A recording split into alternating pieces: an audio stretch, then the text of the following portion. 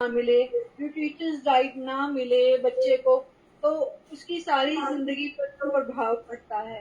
Nutritious diet लेने से वो विटामिन, मिनरल जो बॉडी के लिए ज़रूरी चीज़ें हैं वो मिलती हैं और उसकी जो life whole throughout life जो है वो अच्छे से होती है और किसी तरह की उसे लाइफ में प्रॉब्लम्स नहीं आती हैं। तो अगर फूड सही तरीके से ना मिले तो देखते हैं हम कंसेप्शन के टाइम पे प्रॉब्लम्स आ रही हैं आजकल बच्चों को, या डिलीवरी के टाइम पे प्रॉब्लम आ रही हैं। और जो डिलीवरी के टाइम जब बच्चे होते हैं कई बार एबनॉर्मेलिटी आ जाती है, या लाइफ के दूसरे स्टेजेस पे उनको जो प्रॉब्लम फेस करनी पड़ती है अगर उन्हें न्यूट्रिशियस डाइट ना मिले। तो इन सभी प्रॉब्लम्स को दूर करने के लिए और आप सबको अवेयर करने के लिए हमारे साथ मौजूद हैं डॉक्टर निधि खान सर। तो मैम प्रोग्राम की शुरुआत हम शब्द गायन से करेंगे। तो आप सभी से अनुरोध है कि सभी इस शब्द गायन में शामिल हों।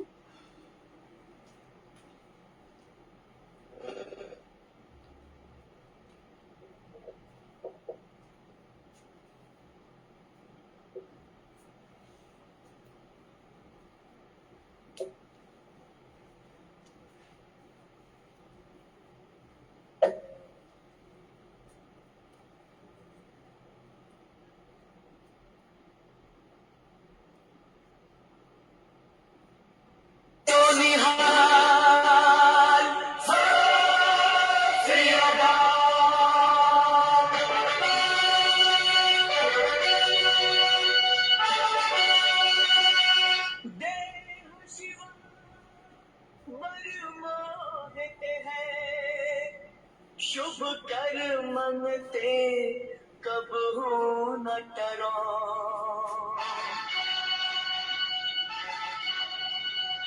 देह शिवा पर मोहे, शुभ कर मन ते कब हो न टरो,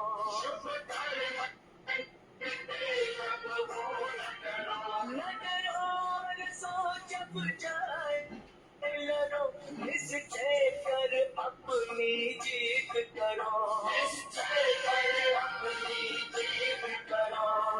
देह शिवा पर मोहे, देह शिवा पर मोहे,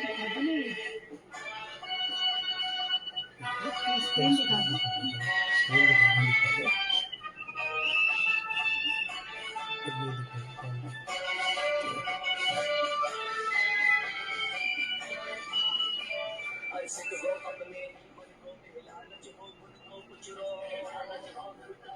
जब आओगी आओगी धार बने हिरण में तब चूच मरो,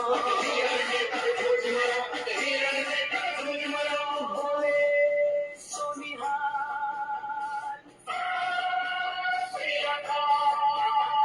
देह शिव पर मोहे, शुभ कर मन ते कब हो न डरो, न डरो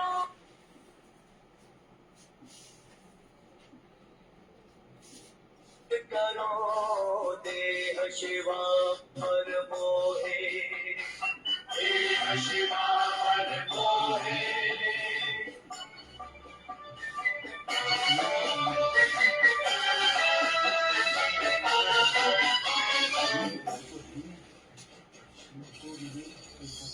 जो प्रेम ज्ञान का चाओ सिर पर गली गली मेरी आओ, गली गली मेरी आओ, तुम्हारे जय सिर दीजे कान की जय, सिर दीजे कान की जय, सिर दीजे कान की जय, बोले सोनिहार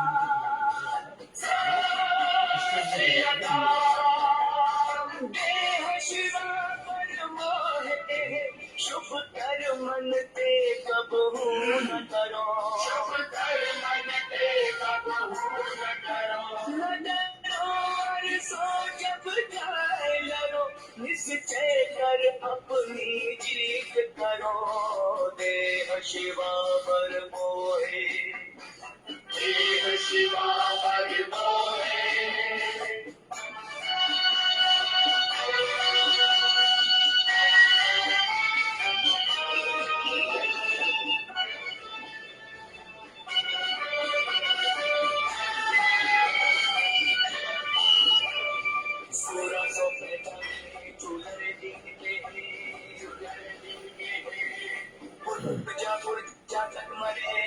न छाड़ेंगे, कबू न छाड़ेंगे, कबू न छाड़ेंगे। बोले सोनिहार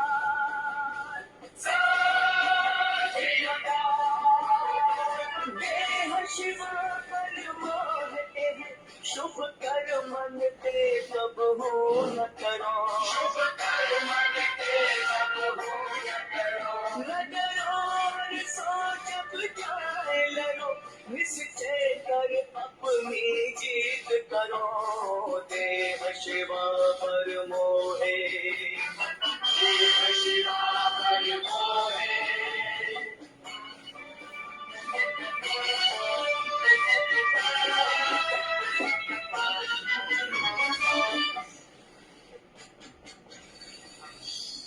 मरना मरता जगमुआ, मर भी न जाने को, मर भी न जाने को।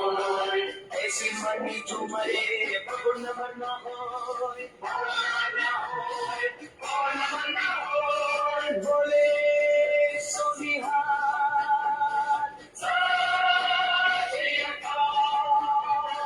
देह शिवा पर मोहते हैं, शुभ कर मन ते कब हो न करो, शुभ कर मन ते कब हो न करो। न डरो और सोच बुझाए लड़ो, निश्चय कर अपनी जीत करो, निश्चय कर अपनी जीत करो। देह शिवा पर मोहे, देह शिवा पर मोहे, देह शिवा पर मोहे, देह शिवा पर मोहे, देह शिवा पर मोहे। बोले सोनिहार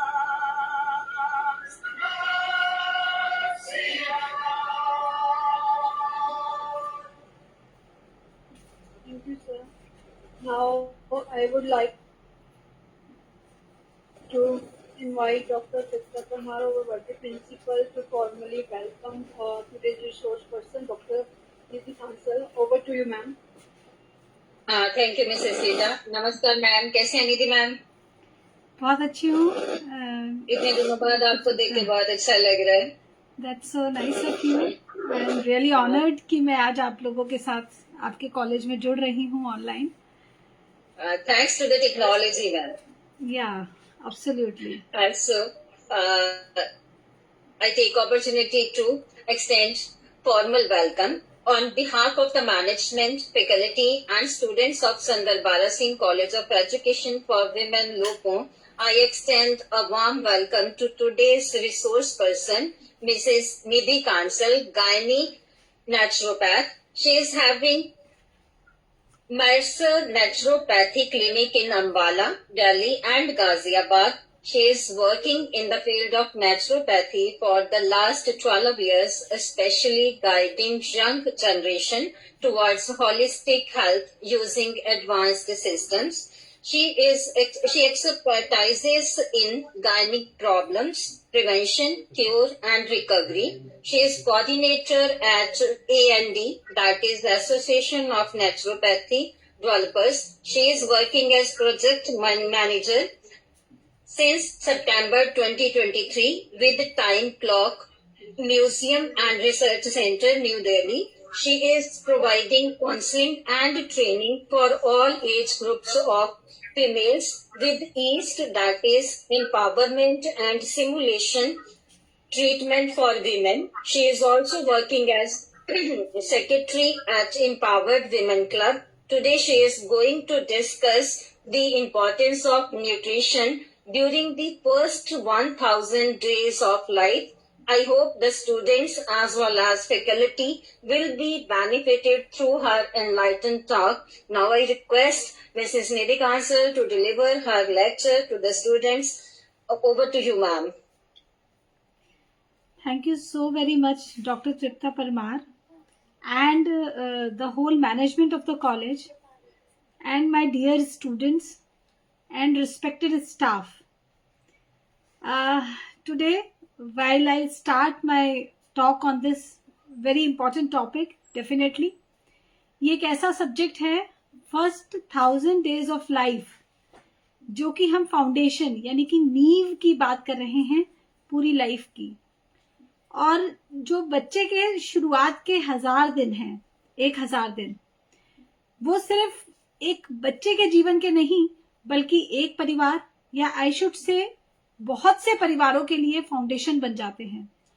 क्योंकि यदि एक घर में एक बच्चा बीमार है तो उस पूरे घर में वो डिस्टरबेंस प्रिवेल करती है, उसके क्लासरूम में वो डिस्टरबेंस जाती है, और कल को जब वो बच्चा सोसाइटी में आगे मूव ऑन करता है, अपने करियर में अपनी फैमिली बनाता है या बनाती है, तो अगर वो बीमारियां कंटिन्यू करती है, यानी कि नींव अगर हिली हुई है, फाउंडेशन अगर ठीक नहीं है, तो हम कहेंगे कि पूरी सोसाइटी में उसका इफेक्ट हमें देखने को मिलता है। That is why it's the most important thing to take care of, that is first 1000 days of your life. तो सबसे पहले मैं आप लोगों को बताना चाहूंगी कि जो मैं काम कर रही हूँ वो 5 सीड नेचुरोपैथी को यूज करके हम लोग काम करते हैं। इसको हम एडवांस्ड नेचुरोपैथी भी कहते हैं, क्योंकि प्रकृति ने हमें जो भी कुछ दिया है, नेचर ने हमें जो भी कुछ प्रोवाइड किया है, उसको समझना कि हमारे पास है क्या, और उसमें से जो हमारे लिए उत्तम है, हमारे लिए सुटेबल है, उसको पिक करना और यूज करना, ये है 5 सीड नेचुरोपैथी। तो 5 सीड नेचुरोपैथी में हम लोग मोस्ट इंपॉर्टेंट हम लोग इस बात पे फोकस करते हैं कि होलिस्टिक हेल्थ ही काम करती है। यानी कि अगर मैं सिर्फ आपकी फिजिकल हेल्थ के बारे में बात करूं या मैं सिर्फ अपनी फिजिकल हेल्थ पे फोकस करूं तो कभी भी हम स्वस्थ जीवन नहीं जी सकते।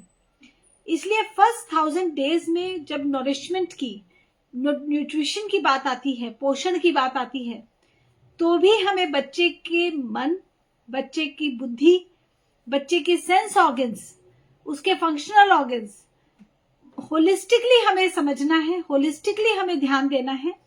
यानी कि कुल मिला के सब कुछ बच्चे का ठीक होना चाहिए, तभी वो एक स्वस्थ जीवन जी सकता है। इसका एक छोटा सा एग्जाम्पल मैं आपको दे सकती हूं कि अगर हम बच्चे को एक हेल्दी डाइट दे रहे हैं, आप ऐसा देखेंगे एक ही जगह पे, एक घर में या एक क्लासरूम में कई बार एक ही डाइट सभी बच्चों को दी जाती है, लेकिन हम पाते हैं कि कुछ बच्चों को उनमें से डाइजेशन की प्रॉब्लम है, कुछ उनमें से बच्चे बहुत फुर्तीले हैं, कुछ बच्चे बहुत आलसी फील कर रहे हैं, कुछ बच्चे अच्छा परफॉर्म कर पा रहे हैं, कुछ नहीं कर पा रहे हैं। इसका कारण क्या है? इसका सीधा सा कारण यह है कि किसी को वो डाइट सूट कर रही है, किसी को उस डाइट का एक कंपोनेंट सूट कर रहा है, किसी को 2, किसी को 3। इसलिए rather than focusing on iron rich diet और nutrition rich diet, we always focus on what is suitable to self. यानी कि बच्चे को डाइजेशन एफिशिएंसी इंप्रूव्ड रहना चाहिए। Slides please. Digestion efficiency improved रहना बहुत इंपॉर्टेंट है, यानी कि जो खाया है वो डाइजेस्ट हो। कब से? राइट फ्रॉम द वॉर्म। Next slide.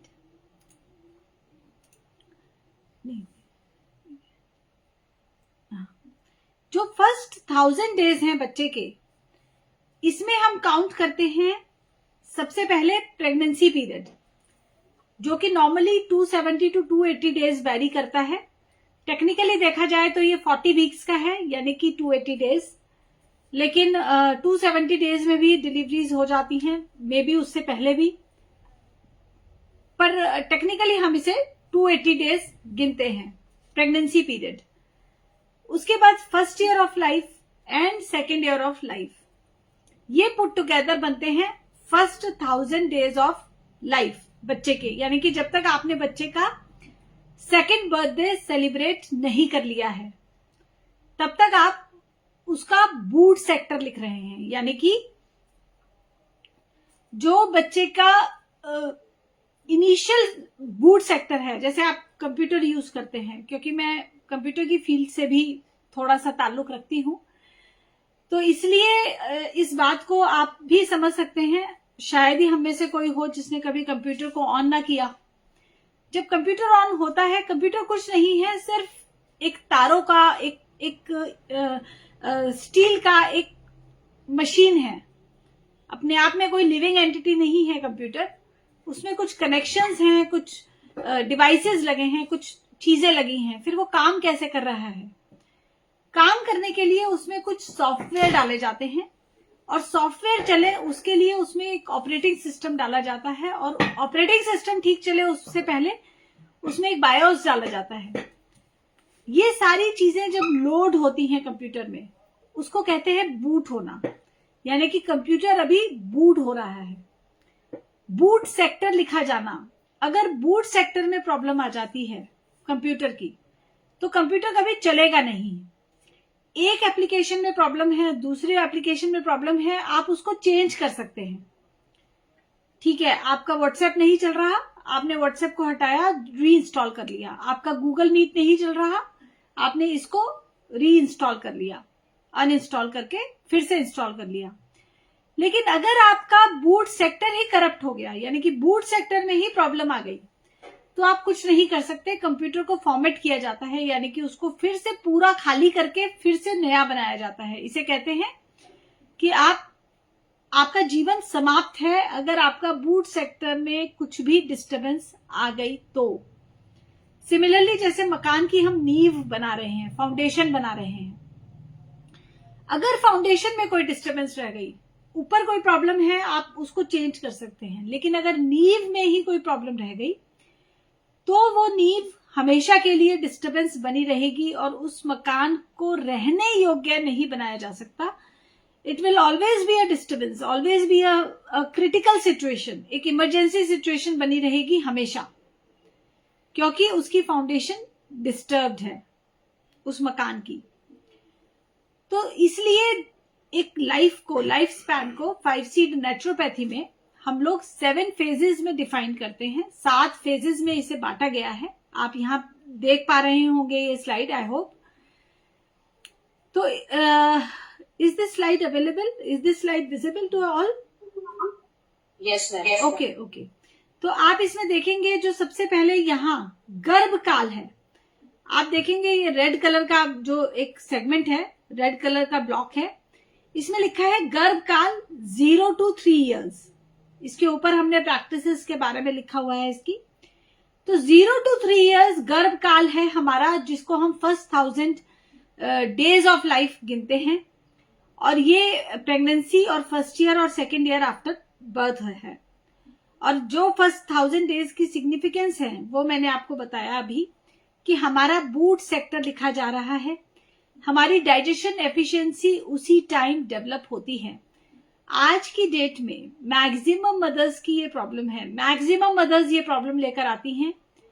जो मदर्स अभी बन रही हैं, अभी नई माँ बनी है, कि बच्चे को कुछ खिलाओ, उसको डाइजेस्ट नहीं होता, उसको लगता नहीं, उसके अंदर खाने की इच्छा नहीं है, खाने को लेकर वो खाना नहीं चाहता, फास्ट फूड खाना चाहता है, न्यूट्रिशियस फूड नहीं खाना चाहता बच्चा। ये क्या है? आप उसको खिला रहे हैं लेकिन उसको लग नहीं रहा है। Digestion efficiency is the most critical factor which has to be considered, which has to be taken care of while pregnancy period itself. हमको प्रेगनेंसी में ही ये ध्यान रखना है कि हमने मदर को सिर्फ आयरन रिच डाइट देकर, या सिर्फ हमने उसको कैल्शियम रिच डाइट दिया है, हमने उसको फॉलिक एसिड दिया है, हमने उसको सारे न्यूट्रिएंट्स दिए हैं, मिनरल्स उसकी डाइट में होना चाहिए, ये इंश्योर किया है। लेकिन अगर मदर का डाइजेशन ठीक नहीं है, तो ये गारंटी है कि बच्चे का डाइजेशन ठीक नहीं होगा। अगर मदर को कॉन्स्टिपेशन रहता है, अगर मदर को गैस्ट्रिक फील होता है, अगर मदर को ब्लोटिंग का प्रॉब्लम है, which is very common during pregnancy, तो believe me this is going to affect the fetus very badly. It is going to affect the fetus very badly. तो rather than just blindly following कि हमको ये देना है और खिलाए चले गए, we have to ensure जो भी हम खिला रहे हैं वो डाइजेस्ट होना चाहिए। अब उसके लिए हमें क्या करना है, इसके बारे में हम बात करेंगे आज के इस लेक्चर में। दूसरा एक बहुत इंपॉर्टेंट फैक्टर, हमारी जो मैंने होलिस्टिक हेल्थ की बात की, क्योंकि अगर आपका शरीर आपने बहुत स्वस्थ रखा, आप बहुत अच्छी डाइट लेते हैं, आप योगा प्राणायाम सब कुछ करते हैं, एक्सरसाइज करते हैं, वर्कआउट करते हैं, and you are really good, आपका हेल्थ बहुत अच्छे लेवल पे है, समहाउ किसी वजह से आपको कोई ऐसा न्यूज सुनने को मिला जो आपके लिए शॉकिंग है, जो आपके मन को अच्छा नहीं लग रहा, what will happen to your health? Obviously ये आपकी हेल्थ को बहुत एडवर्सली इफेक्ट करेगा। क्यों? क्योंकि बीमारियों की शुरुआत मन से होती है। अभी तक हमारे पास ऐसे सिस्टम्स, टेक्नोलॉजीज नहीं थी कि हम मन को डायग्नोज कर पाए, समझ पाए, उसको ठीक रखने के लिए हमारे पास टेक्नोलॉजीज नहीं थी, इसीलिए इस बारे में बात नहीं की जाती थी। लेकिन जब तक हमने मन को स्वस्थ रखने का एफर्ट नहीं किया, तब तक हम हेल्थ मेंटेन नहीं रख सकते, और फर्स्ट 1000 डेज सबसे ज्यादा क्रिटिकल है। इसीलिए प्रेगनेंसी पीरियड में माँ को कहा जाता है कि आप खुश रहा करो, लेकिन सिर्फ कह देने भर से तो कोई फीमेल खुश नहीं हो सकती, या उसके आसपास वालों को कहा जाता है आप इनका ध्यान रखें, आप इनका ख्याल रखें। कितनी मदर्स हैं जिनका ख्याल रखा जाता है, उसके बावजूद वो खुश रह पाती हैं?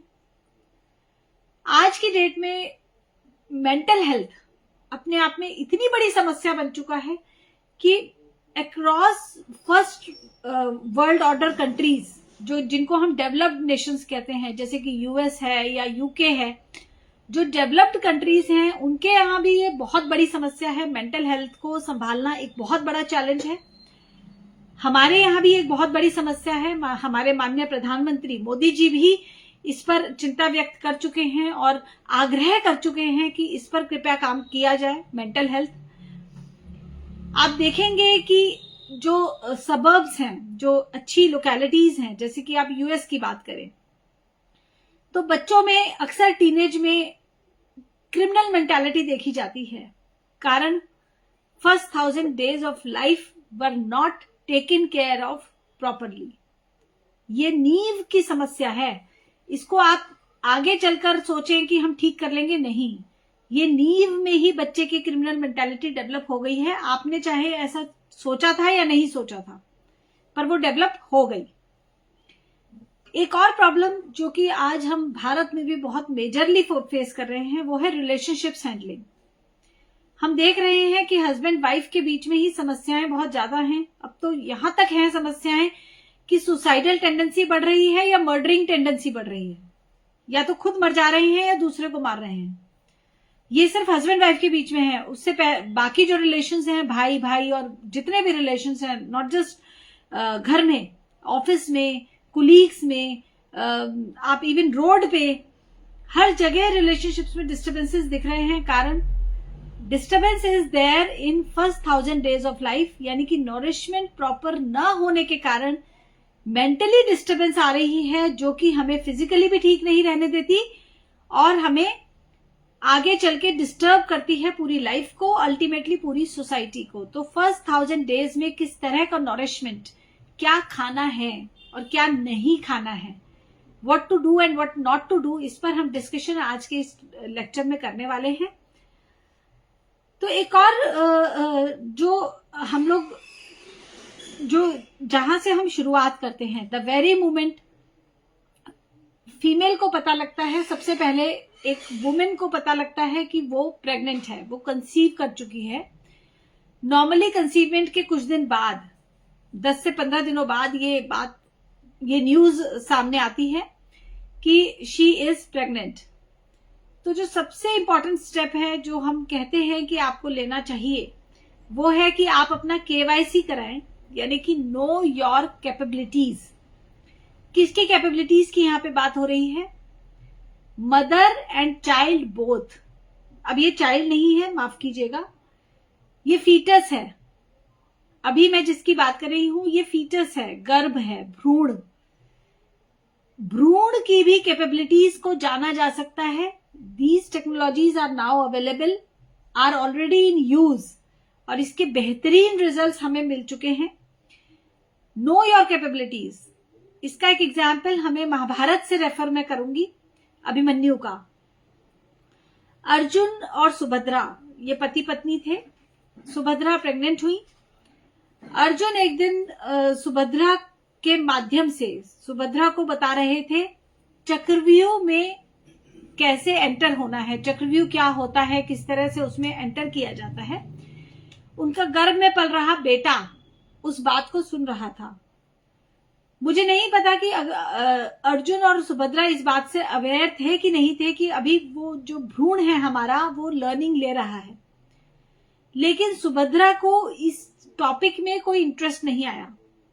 सुभद्रा को लगा कि ये टॉपिक मेरे इंटरेस्ट का नहीं है, क्योंकि नेचुरली युद्ध की बात हो रही है, वो प्रेग्नेंट है, तो उनको वो मैच नहीं किया उनकी प्रवृत्ति से। वो सो गई तो जो नॉलेज अभिमन्यु तक ट्रांसफर हो रही थी, जो केटी हो रहा था, वो अधूरा रह गया। और कहते हैं कि अधूरा ज्ञान सबसे ज्यादा नुकसान देता है। वही अभिमन्यु के साथ हुआ। अब अभिमन्यु को अधूरा ज्ञान था चक्रव्यूह में एंटर होने का, लेकिन चक्रव्यूह से बाहर आने का ज्ञान उनके पास नहीं था। एंड इसका रिजल्ट ये हुआ कि वो मारे गए।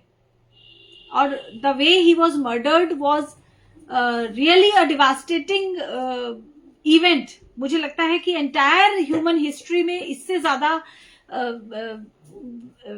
पाशविकता यानी कि एनिमल प्रवृत्ति हम कहीं नहीं देखते हैं। The way he was murdered just because he could come out of चक्रव्यूह। Why?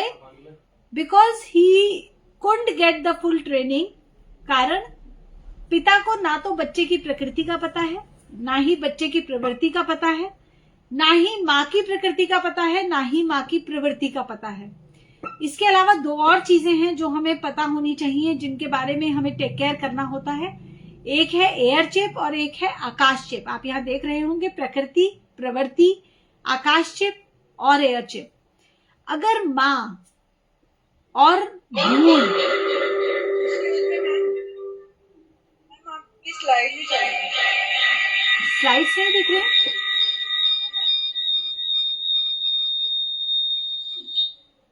क्या हुआ? Hello, excuse me.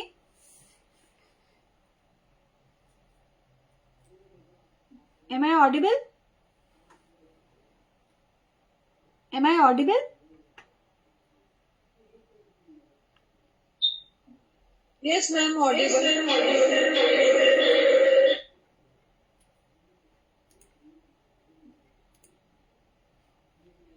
तो प्रकृति और प्रवृत्ति की मैं बात कर रही थी।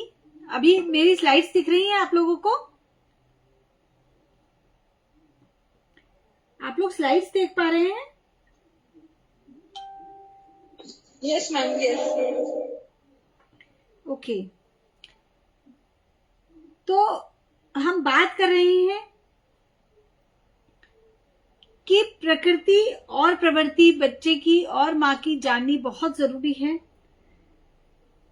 अगर हम एक होलिस्टिक हेल्थ बच्चे की डेवलप करना चाहते हैं भ्रूण की, तो क्योंकि माँ के गर्भ में ही भ्रूण पल रहा है और अल्टीमेटली माँ का ही दूध बच्चे ने पीना है, तो माँ की हेल्थ डायरेक्टली इफेक्ट करती है बच्चे को। माँ के थॉट्स डायरेक्टली इफेक्ट करते हैं। माँ का पेन, माँ का सॉरो, अगर किसी वजह से उसके अंदर ग्रीफ है, दुख की भावना है, तो वो बच्चे को डायरेक्टली इफेक्ट कर रही है। अगर माँ के अंदर हैप्पीनेस की फीलिंग है तो वो बच्चे तक जा रही है। हैप्पीनेस या ग्रीफ हम सोच के अपना चेंज नहीं कर सकते। अगर हम अपसेट हैं, दुखी हैं, तो हम दुखी हैं। हम सुखी हैं तो हम सुखी हैं, हैप्पी हैं तो हैं। तो इसलिए ये बहुत इंपॉर्टेंट है कि माँ की प्रकृति और प्रवृत्ति और आकाश चिप और एयर चिप का हमें पता होना चाहिए। सिमिलरली हमें बच्चे का भी, भ्रूण का भी पता होना चाहिए। अब ये है क्या? प्रकृति। Can you please respond back? Can you please show? प्रकृति जो बच्चे की है और माँ की है, प्रकृति के बारे में अगर आप जानना चाहते हैं तो थोड़ा सा यहाँ पे आयुर्वेद का हम कॉन्सेप्ट लेंगे। वात, पित्त और दोष, वात, पित्त और कफ, ये 3 तरह के दोष बताए गए हैं आयुर्वेद में। लेकिन अब ऐसी टेक्नोलॉजीज अवेलेबल हैं कि हम गुण जान सकते हैं। ये तो दोष हो गए, जैसे वात दोष आया, वात दोष की वजह से कहा जाता है कि आपके घुटनों में जोड़ों में दर्द आता है। लेकिन वात दोष किस वजह से डेवलप हुआ है? जल तत्व की वजह से, या अग्नि तत्व की वजह से, या वायु तत्व की वजह से? अब ये जाना जा सकता है, यानी कि जो दोष डेवलप हुए हैं आपके अंदर, वात पित्त या कफ, वो दोष किस वजह से डेवलप हुए हैं? 5 तत्वों से कहते हैं सब कुछ बना है, आकाश, पृथ्वी, जल, वायु, अग्नि। इन्हीं को 5 गुण बताया गया है, आकाश, पृथ्वी, जल, वायु और अग्नि। ये 5 गुण हैं और इन 5 गुणों में से ही ये डिफाइन होता है कि किसकी प्रकृति क्या है। ये सबकी वैरी करती है, पर्सन टू पर्सन ये अलग रहेगी। जरूरी नहीं है कि माँ की वही हो जो बच्चे की भी वही हो। No, it can be different, it can be same, it can be similar. दोनों हो सकती हैं, ये सिमिलर भी हो सकती हैं, अलग अलग भी। अगर ये सिमिलर हैं तो आसान हो जाता है थोड़ा सा, क्योंकि जो माँ के लिए सुटेबल है वही बच्चे के लिए, भ्रूण के लिए सुटेबल है। तो हम उसी के अकॉर्डिंग डाइट चार्ट बनाएंगे। जैसे एक एग्जाम्पल लेती हूं, कई बार माँ का जो गुण है वो इस प्रकार का होता है कि उसको गेहूं सूट नहीं करता, वीट एलर्जी जिसे कहा जाता है। कई बार माँ का प्रकृति इस प्रकार का है कि उसको गेहूं से डाइजेशन में दिक्कत आएगी। वो जब भी रोटी खाएगी या पराठा खाएगी या पूड़ी खाएगी या सूजी खाएगी या मैदा खाएगी तो उसको ब्लोटिंग जैसा लगेगा, उसको लगेगा कि मेरे को बहुत हैवीनेस लग रहा है पेट में। अब हो सकता है कि बच्चे की प्रकृति यही हो सकता है बच्चे की प्रकृति ये ना हो। तो जब हमें माँ की प्रकृति का पता है तो नेचुरली हमें उसकी डाइट चार्ट में से गेहूं को थोड़ा रिड्यूस करना पड़ेगा। जबकि गेहूं आयरन रिच डाइट है, चोकर युक्त खाना या इवन मिलेट्स ये आयरन रिच डाइट है। लेकिन मिलेट्स अगर आपको कॉन्स्टिपेट कर रहे हैं तो कैसे हम एक प्रेग्नेंट फीमेल को खिलाएं? तो that is why it becomes very very important कि हम माँ की प्रकृति के अनुसार और भ्रूण की प्रकृति के अनुसार ही भोजन दें, डाइट चार्ट प्रिपेयर करें। इसमें हमें परहेज का ध्यान रखना होता है। जो इसमें सबसे इंपॉर्टेंट टॉपिक है वो है परहेज। आपको सब कुछ सूट करेगा, आप सब कुछ खा सकते हैं, जो आपकी इच्छा है आप खाएं। नेचुरली अगर आप प्रेग्नेंट हैं तो आपको अनार खाना चाहिए, आपको चुकंदर थोड़ा सा लेना चाहिए सीजन का ध्यान में रखते हुए। आपको गेहूं बहुत अच्छा है अगर आपकी प्रकृति के वो अनुरूप है। ऐसे ये बातें हम सब जानते हैं, आपको इस तरह की इंफॉर्मेशन सब जगह मिलेगी कि प्रेग्नेंट फीमेल के लिए क्या किस तरह का डाइट है। पर इसमें से परहेज किस चीज का रखना है ये हम बताते हैं। आपकी प्रकृति को क्या नहीं सूट कर रहा ये हम बताते हैं कि ये प्रकृति को सूट नहीं करेगा, और भ्रूण की प्रकृति को भी क्या नहीं सूट करेगा। और जो भ्रूण की प्रकृति बता दी गई वो लाइफ लॉन्ग, यानी कि उसके पूरे लाइफ स्पैन में वो रहने वाला है। अगर भ्रूण की प्रकृति इस प्रकार की है कि उसको जूस या फल नुकसान देते हैं, जी हाँ ऐसा भी होता है। बहुत से लोग ऐसे होते हैं, तकरीबन आई शुड से 30-40% लोग ऐसे होते हैं जिन्हें फ्रूट्स या सैलड या जूसेस उनकी बॉडी को बीमार करते हैं, उनके डाइजेशन को खराब करते हैं। लेकिन क्योंकि हमें बस समझा दिया गया है कि बैलेंस डाइट लेनी है, न्यूट्रिशियस डाइट लेनी है, और हम फ्रूट्स को अपनी डाइट में इंक्लूड किए चले जाते हैं, तो डाइजेशन बीमार रहने की वजह से हमारी तबीयत खराब रहती है, थकान बनी रहती है, काम करने में मन नहीं लगता, रिकवरी पीरियड बहुत ज्यादा होता है। अगर बीमार हो गए तो रिकवरी नहीं हो पा रही है। ये सभी समस्याएं इसलिए आती हैं कि प्रकृति के अनुरूप भोजन नहीं लिया गया, जिसमें परहेज जानना बहुत जरूरी है कि क्या नहीं खाना है। आपको परहेज पता है बच्चे के लिए, भ्रूण के लिए और माँ के लिए। फिर हम डाइट चार्ट बनाएंगे कि ये प्रकृति के अनुरूप है। और फर्स्ट 1000 डेज में ध्यान रखना है माँ को भी, क्योंकि माँ दूध पिला रही है, तकरीबन 1.25 साल का बच्चा हो जाता है तब तक माँ दूध पिलाती है, 2 साल तक भी इट कैन गो ऑन। तो क्योंकि मदर लैक्टेटिंग है तो इट इज वेरी इंपॉर्टेंट कि माँ अपनी प्रकृति के विपरीत भोजन ना ले और बच्चे की प्रकृति के अनुरूप भी भोजन ले। यहाँ ये भी हमें ध्यान रखना है, अगर बच्चे को सूट नहीं करती एक चीज तो माँ को भी हमें थोड़ा सा उस चीज से दूर रखना पड़ता है, क्योंकि माँ का भोजन डायरेक्टली बच्चे को जा रहा है। तो ये हो गया प्रकृति, जो कि हम गुण जानते हैं प्रकृति में, और गुण के द्वारा हम ये समझते हैं कि क्या परहेज रखना है। वो परहेज लाइफ लॉन्ग कंटिन्यू करना है, पेट कभी खराब नहीं होगा। Acidity, digestion, bloating, water retention, सूजन आना कहीं पे बॉडी में, आपका किडनी में इंफेक्शन होना, लिवर में इंफेक्शन होना, ये सभी समस्याएं डाइजेशन से जुड़ती हैं।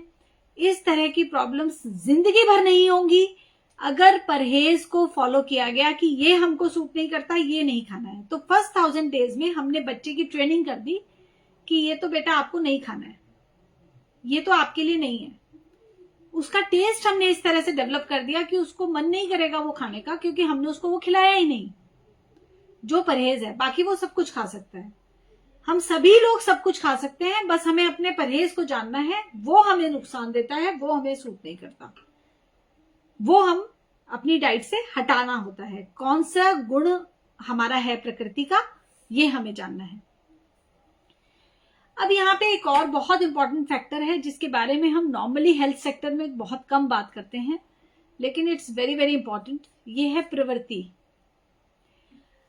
अगर हम अपनी प्रवृत्ति को नहीं जानते, प्रवृत्ति को नहीं समझते, और उस प्रवृत्ति क्या है? प्रवृत्ति है हमारे मन का गठन, हमारे मन की संरचना, या यूं कहूं कि हमारा मन और बुद्धि किस तरीके से काम करेगा, ये हमारी प्रवृत्ति में होता है।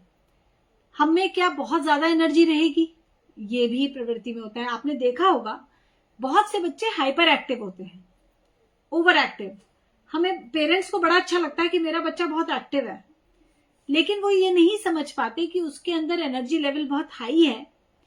तो अब उसकी हॉबीज, उसका खेलकूद, उसका स्टडी, उसका एजुकेशन, उसका करियर उसकी प्रवृत्ति के अनुरूप ही होना चाहिए, वरना वही जो प्रवृत्ति का आपका करेक्टरिस्टिक्स हैं, जो आपकी प्रवृत्ति के गुण हैं, वही आपके लिए बीमारी का कारण बन जाएंगे। इसका एक छोटा सा एग्जाम्पल, मैं एक 3 इडियट्स मूवी आई थी, आप लोगों ने सबने देखी होगी, उसमें से वो एग्जाम्पल लेती हूँ। एक बच्चा है जो फोटोग्राफी में बहुत अच्छा है, वो फोटोग्राफर ही बनना चाहता है, लेकिन पेरेंट्स इंसिस्ट करते हैं कि आप इंजीनियर बनिए, और वो आईआईटी में पहुंच भी जाता है। यानी कि बच्चे का दिमाग तेज है, आईआईटी में पहुंच के भी उसको लगातार लगता है कि मुझे फोटोग्राफी करनी है। तो उसके दोस्त उसको उकसाते हैं और वो फाइनली 3rd ईयर में या फाइनल ईयर में कॉलेज छोड़ देता है, अपनी पढ़ाई छोड़ देता है और फोटोग्राफर बन जाता है। इसको हम इस तरीके से तो देखते हैं कि हाँ, बच्चे का मन था फोटोग्राफी में तो उसको फोटोग्राफी में ही जाना चाहिए था, लेकिन हम ये नहीं देख पाते कि एक फोटोग्राफर को भी कैमरा अगर हैंडल करना है तो उसको टेक्निकल एबिलिटीज चाहिए। एक फोटोग्राफर को हमेशा दूसरे पे डिपेंडेंट रहना पड़ेगा अगर वो टेक्निकली नहीं चीजों को संभाल पा रहा है। तो अगर वो बच्चा अपना और 2 साल लगा के या 1 साल लगा के अपनी पढ़ाई पूरी कर लेता तो एक उसको वो डिग्री उसकी पूरी हो जाती, दूसरा उसके पास वो टेक्निकल एबिलिटीज आ जाती कि वो खुद अपने कैमरे को हैंडल कर पाता, हो सकता है वो कुछ उसमें नया इनोवेट कर पाता, कैमरे के लेंस में, कैमरे में कुछ नया इनोवेट कर पाता, कुछ नया एड ऑन कर पाता, और साथ साथ वो उसके बाद इंजीनियर बनने के बाद वो फोटोग्राफी को परस्यू कर सकता था। अभी उसने इंजीनियरिंग छोड़ा और फोटोग्राफी को पकड़ा तो उसकी लाइफ के 4-5 साल जो वेस्ट हुए, जो पढ़ाई वेस्ट हुई, जो एफर्ट वेस्ट हुआ, और सारी उम्र के लिए एक रह गया कि पढ़ाई तो पूरी हुई नहीं, डिग्री तो पूरी हुई नहीं। और जब आप पढ़ाई पूरी कर रहे हैं तो नेचुरली आप कुछ लर्न कर रहे हैं। ये कंफ्यूजन कहाँ से उगता है? ये कंफ्यूजन किस वजह से आ रहा है? कंफ्यूजन का कारण यही है, फर्स्ट 1000 डेज में समझा ही नहीं गया कि प्रवृत्ति क्या है, और उस प्रवृत्ति के अनुरूप एजुकेशन नहीं दिलाई गई। एजुकेशन का मतलब सिर्फ स्कूल भेजना नहीं है, एजुकेशन में सब कुछ है। आप बच्चे को कुछ हॉबी क्लासेस कराते हैं, कुछ म्यूजिक कराते हैं, कुछ स्पोर्ट्स कराते हैं, कुछ आप बच्चों को टीवी सीरियल्स दिखाते हैं, आप बुक्स पढ़ने को देते हैं, आप नॉर्मली बातचीत में स्टोरीज सुनाते हैं, आप नॉर्मल डे टू डे बातचीत में किसी टॉपिक पे बच्चे से बात करते हैं। ये सब कुछ बच्चे की एजुकेशन का हिस्सा है, और इसमें सिर्फ मदर नहीं है, घर के सभी लोग हैं। घर में जितने भी लोग हैं, फर्स्ट 1000 डेज में घर में जितने भी लोग हैं, वो सभी बच्चे को एजुकेट कर रहे हैं, जाने या अनजाने। Everybody is teaching the child, लेकिन बच्चे की प्रवृत्ति का किसी को पता ही नहीं है। तो कंफ्यूजन आ गया बच्चे में, क्योंकि उसकी प्रवृत्ति कुछ और कह रही है, आप कुछ और कह रहे हैं, तो उसको वो कंफ्यूजन सारी उम्र डिस्टर्ब रखता है। उसका कॉन्फिडेंस, जो हम एक कहते हैं कि बच्चे का कॉन्फिडेंस डेवलप होना बहुत जरूरी है, ये कॉन्फिडेंस यहीं से आता है कि प्रवृत्ति के अनुरूप करियर चुना जाए।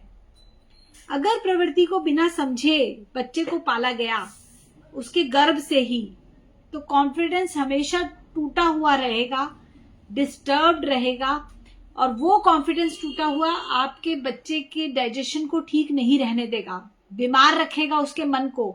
क्योंकि एक बात मैं आपको बता दूं, मन का वास नाभि में होता है, यानी कि मन हमारी नाभि में होता है।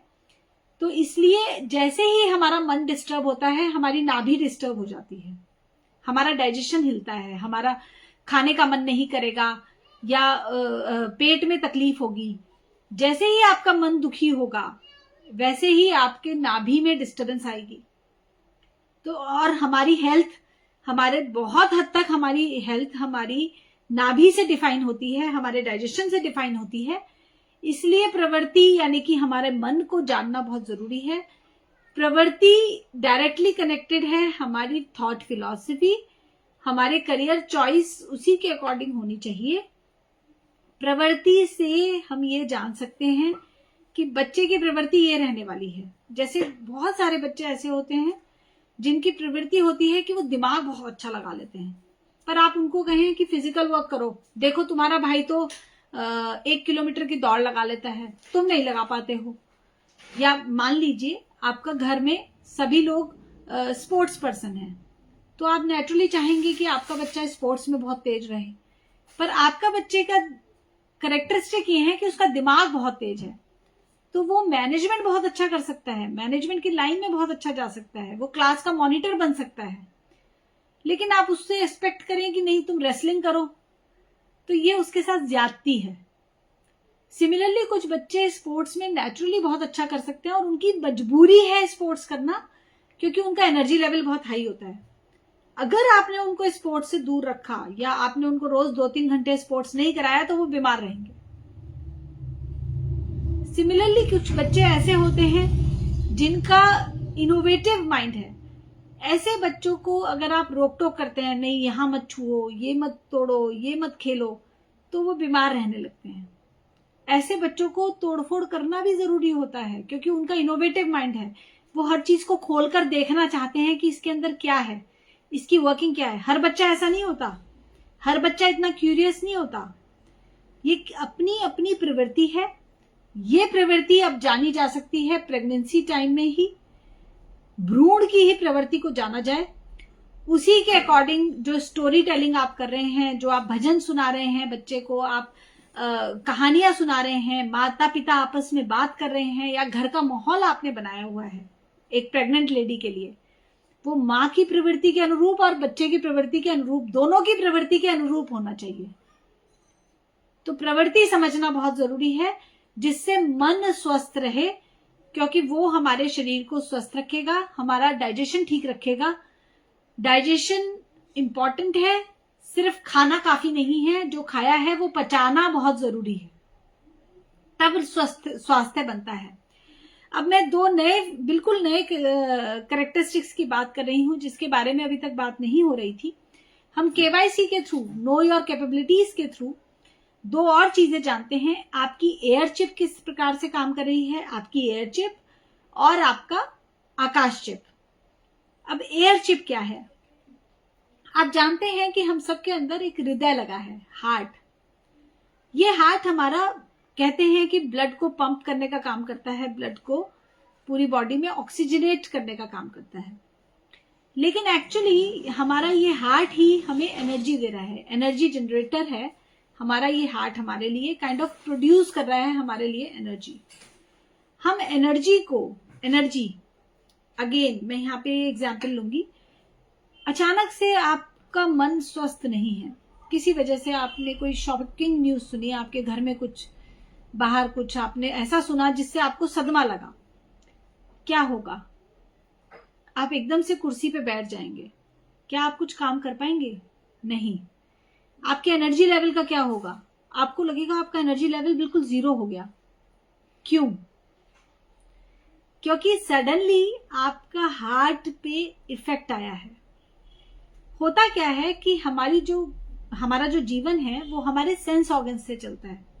सबसे पहले हमारा इनपुट हमारी सेंस ऑर्गन्स लेती हैं। सामने वाले ने कोई बात कही, हमने सुनी, देखा, उसका चेहरा देखा, हालात देखे, हमारे सेंस ऑर्गन से हम बाह्य वर्ल्ड को प्रिसीव करते हैं, देखते हैं, सेंस करते हैं कि क्या चल रहा है।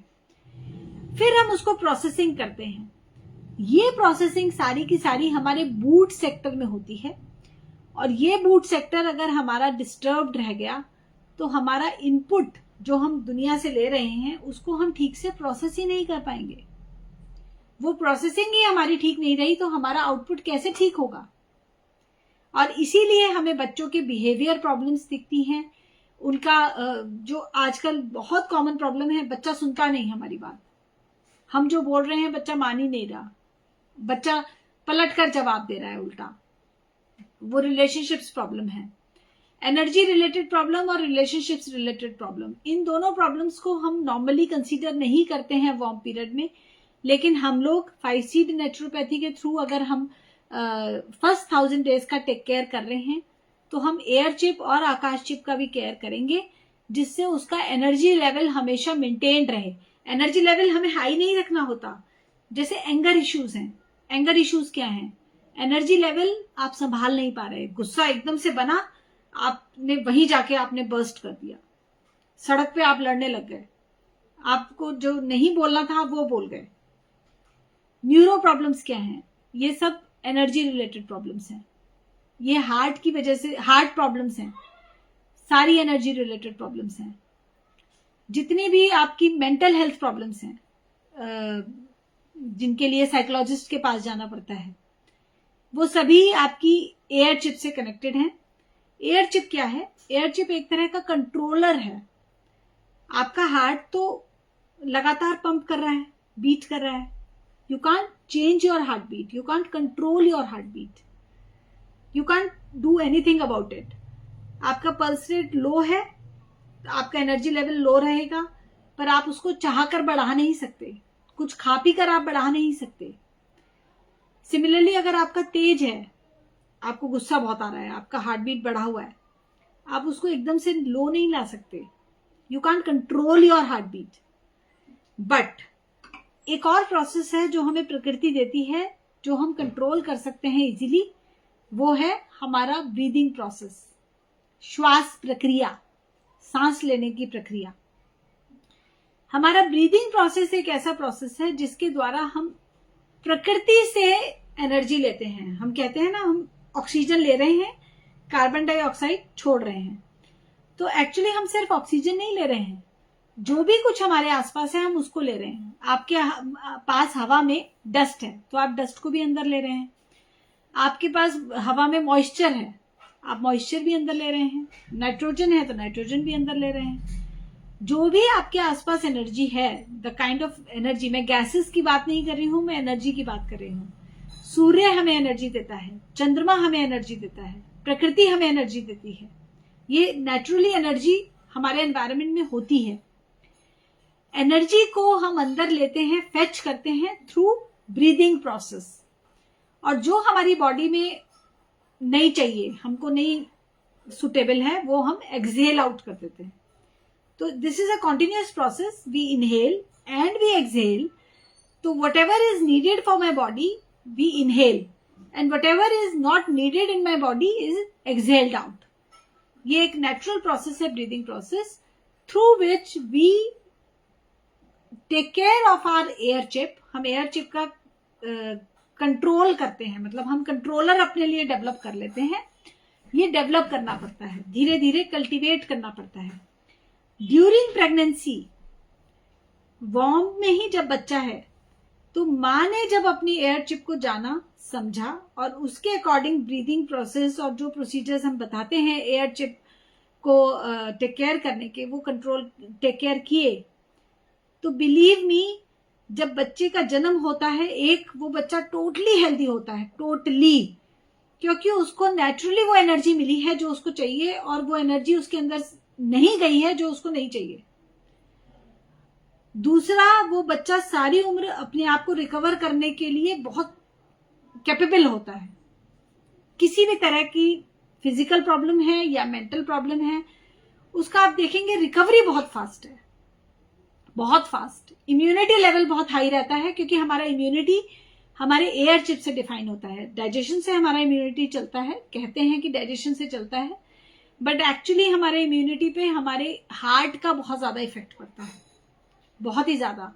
तो रॉ एनर्जी हम प्रकृति से फेच कर पाए, ले पाए और उसको ट्रांसफॉर्म कर पाए यूजेबल एनर्जी में, जो हमें चाहिए वैसी एनर्जी में हम बदल पाए, ट्रांसफॉर्म कर पाए, ये हम एयर चिप के थ्रू करते हैं.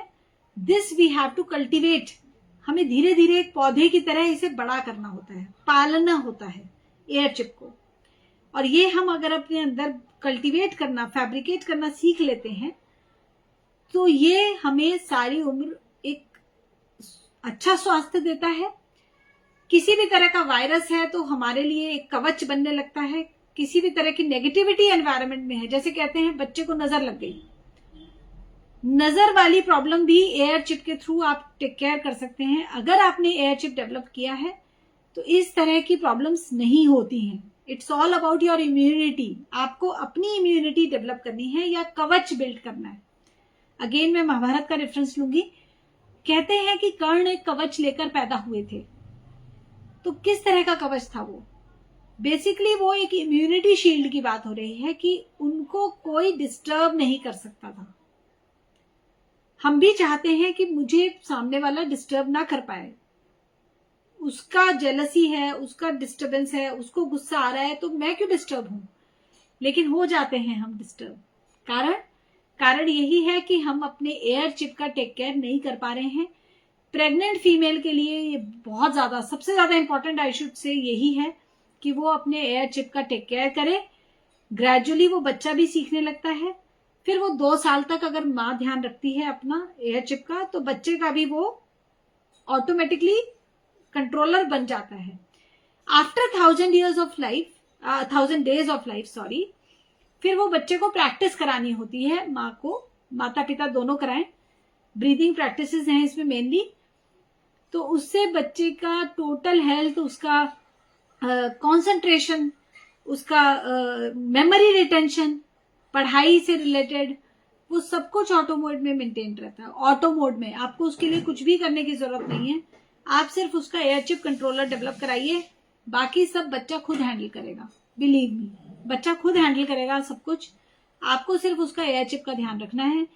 प्रकृति के विपरीत भोजन नहीं देना, परहेज का ध्यान रखना है कि ये नहीं खिलाना, बाकी आप सब कुछ खिलाइए. प्रवृत्ति के अनुसार ही उसको करियर देना है, यानी कि उसकी एजुकेशन, उसका खेल, खिलौने, उसकी कहानियां, सब कुछ उसकी प्रवृत्ति के अनुरूप दीजिए और उसका एयर चिप कल्टीवेट कराइए. अब एक और बहुत इंपॉर्टेंट फैक्टर, आकाश चिप. बात जब हम एनर्जी की करते हैं, हमारी बॉडी को एनर्जी चाहिए, ठीक है, एनर्जी लेवल लो है, एनर्जी लेवल लो रहता है, सुबह उठते हैं तो थकान बनी रहती है.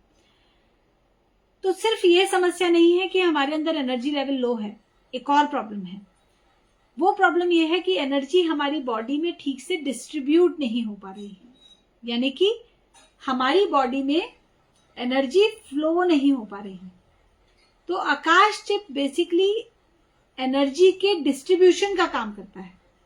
हमारी पूरी बॉडी में आकाश चिप की वजह से ही एनर्जी डिस्ट्रीब्यूशन होगा।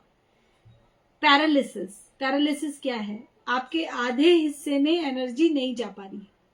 क्या हुआ? आकाश चिप आपका फेल हो गया, आई शुड से फेल हो गया बिल्कुल कंप्लीटली। सुन्न हो जाते हैं हाथ पैर, थक जाते हैं हाथ पैर। क्या है? आकाश चिप आपका ठीक से काम नहीं कर पा रहा है। तो जितनी भी रिलेशनशिप्स प्रॉब्लम है, अब मैं रिलेशनशिप्स को यहाँ पे क्यों ले रही हूँ? क्योंकि जब आपने रिलेशनशिप्स में, हम लोगों की बातचीत में हमारा साउंड एनर्जी ट्रांसफर होता है, सामने वाले की साउंड एनर्जी को हम एब्जॉर्ब करते हैं, अपनी साउंड एनर्जी हम उसको दे रहे हैं। हस्बैंड वाइफ के बीच में क्या है? एनर्जी ट्रांसफर है। सारे रिलेशनशिप्स में एनर्जी का सबसे ज्यादा इंपॉर्टेंट रोल है। तो अगर आप चाहते हैं कि माँ और बच्चे के बीच में रिलेशनशिप्स ठीक रहें, माँ और पिता, बच्चे और पिता के बीच में रिलेशनशिप्स ठीक रहें, या बच्चा अपने कुलीग्स के साथ ठीक से बिहेव करे, बच्चा अपने सब अड़ोसी पड़ोसियों के साथ ठीक से बिहेव करे, रिलेशनशिप्स हैंडलिंग सीखे, तो यू हैव टू इंश्योर कि आपने आकाश चिप उसका टेक केयर किया है। आकाश चिप हमारे एनर्जी लेवल को मेंटेन रखता है, हमारे एनर्जी को डिस्ट्रीब्यूट करता है हमारी बॉडी में। सारी उम्र लिव 16 लुक 16 अगर आप रहना चाहते हैं, क्योंकि हम लोगों का अल्टीमेट टारगेट हम यही देते हैं कि आप 16 के जैसे दिखें, 16 के जैसे रहें सारी उम्र।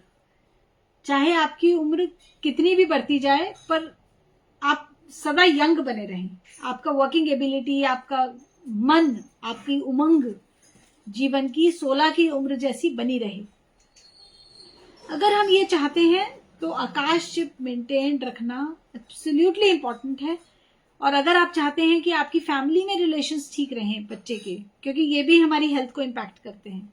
अगर घर का एनवायरनमेंट अच्छा नहीं है, माता पिता के बीच में झगड़े हैं, या अड़ोसी पड़ोसी को लेकर आप घर में परेशान हो रहे हैं, रिलेटिव्स को लेकर परेशान हैं, डिस्टर्बेंसेस हैं रिलेशनशिप्स में, तो बच्चे की हेल्थ पर इसका डायरेक्टली इम्पैक्ट आता है। हम ये इस बात को समझते हैं, जानते हैं। सिर्फ आपने उसको अच्छा भोजन कराया है, उसकी हेल्थ मेंटेन हो जाएगी, आई एम सॉरी, ये नहीं होने वाला, ये नहीं हो सकता। इसीलिए आप देखेंगे अच्छे से अच्छे घर जो हर प्रकार की फैसिलिटीज को अफोर्ड कर सकते हैं, अच्छे से अच्छा भोजन अपने बच्चे को कराते हैं, अच्छे से अच्छी फैसिलिटीज अपने बच्चे को देते हैं, वहां भी आपको बीमारियां देखने को मिलेंगी। उसका कारण सीधा सा है कि हम आकाश चिप, एयर चिप, प्रकृति और प्रवृत्ति चारों का ध्यान नहीं रखते हैं। सिर्फ हम इसका ध्यान रखते हैं कि हेल्दी डाइट हो, प्रोटीन रिच डाइट हो, कार्बोहाइड्रेट्स रिच डाइट हो, स्टार्च होना चाहिए थोड़ा, तो कैल्शियम होना चाहिए थोड़ा, तो गुड बैक्टीरिया होना चाहिए। All that stuff is important I would say, but क्या आप उसको डाइजेस्ट कर पा रहे हैं? अगर नहीं, तो वो आपके लिए कार्बन बन रहा है, वो आपकी बॉडी में टॉक्सिन बन रहा है। अगर आप एक अच्छी डाइट को डाइजेस्ट नहीं कर पा रहे हैं, फाइब्रॉइड्स क्या हैं? फाइब्रॉइड्स यही हैं, आपने फाइबर रिच डाइट ली, आप डाइजेस्ट नहीं कर पाए, आपकी बॉडी में फाइब्रॉइड बन गया। All kind of digestion problems क्या हैं? आपने खाया था, आपको डाइजेस्ट नहीं हुआ।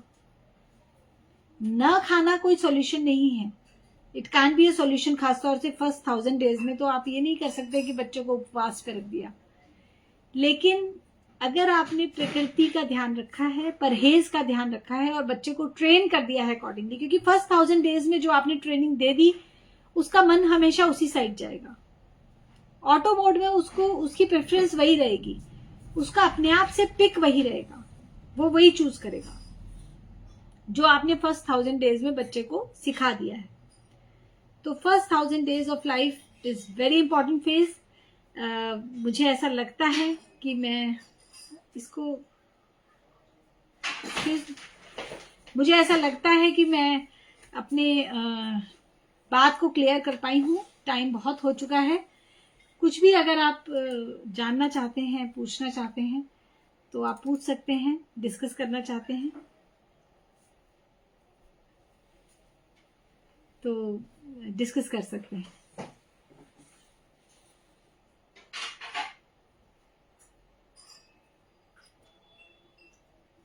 तो मेरी तरफ से आज इतना ही।